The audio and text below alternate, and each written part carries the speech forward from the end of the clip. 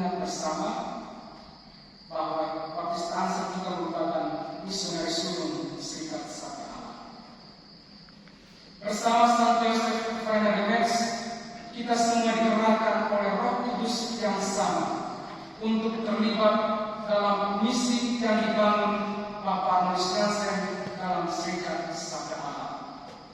Kita terpanggil untuk membentuk persekutuan satu tubuh dalam komunitas religius misioner Serikat Sabda Allah.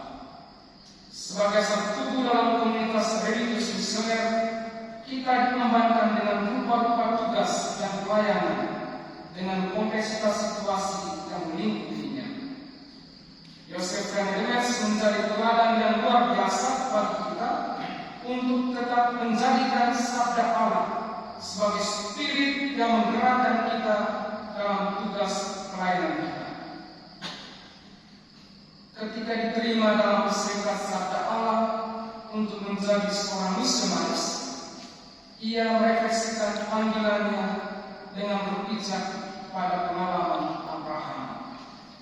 Ketika membuat perayaan Ekaristi perpisahan dengan umat paroki San Martino, Yosef Rainer de Metz mengungkapkan tekadnya sebagai misionaris dengan berkata, atas kebaikan yang tak terselami, gembala baik yang ilahi telah berkenan mengundang saya supaya pergi bersama dengan dia ke padang gurun dan membantu dia mencari domba-domba yang tersesat.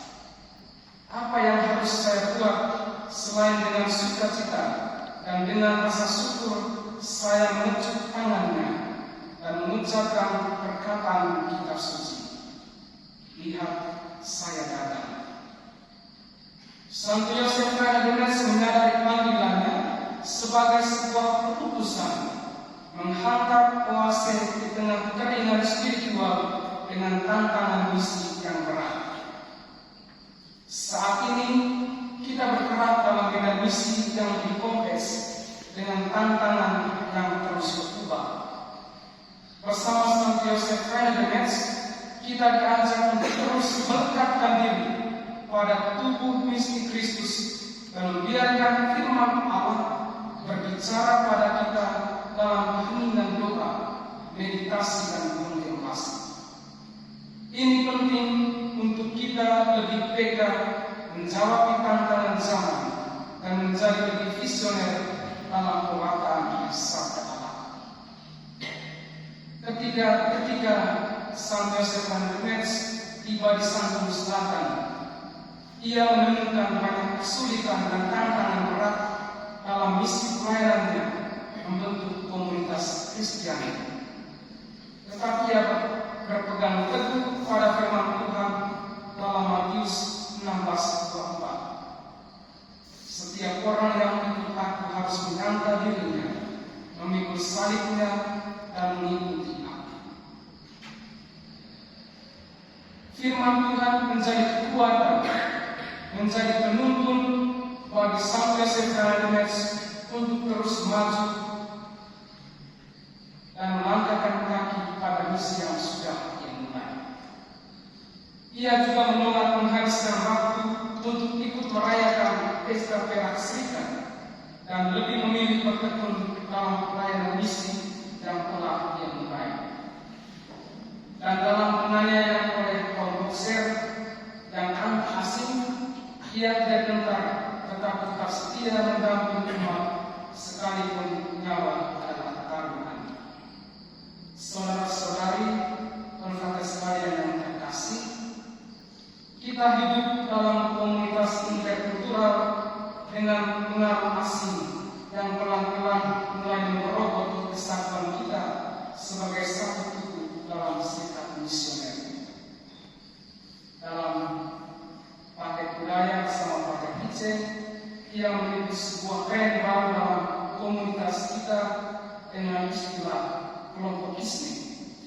Sebelumnya ada istilah etnisentrisme, tapi sekarang yang lebih tren kelompok isme.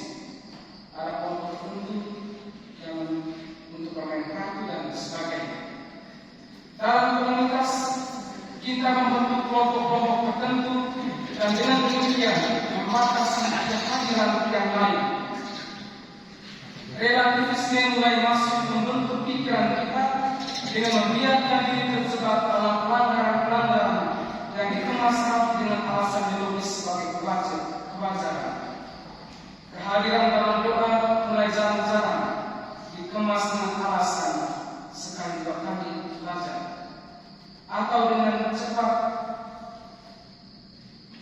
menulis pesan pada teras WhatsApp, saya sakit, tidak bisa mengikuti ibadah misa. Jam kerja bersama dihindari, waktu makan bersama dilewati, dan Ekaristi sebagai jantung iman kita kadang dengan sengaja dibiarkan tak berdebu agar kita pulas dalam nafsu tak mau berbakti.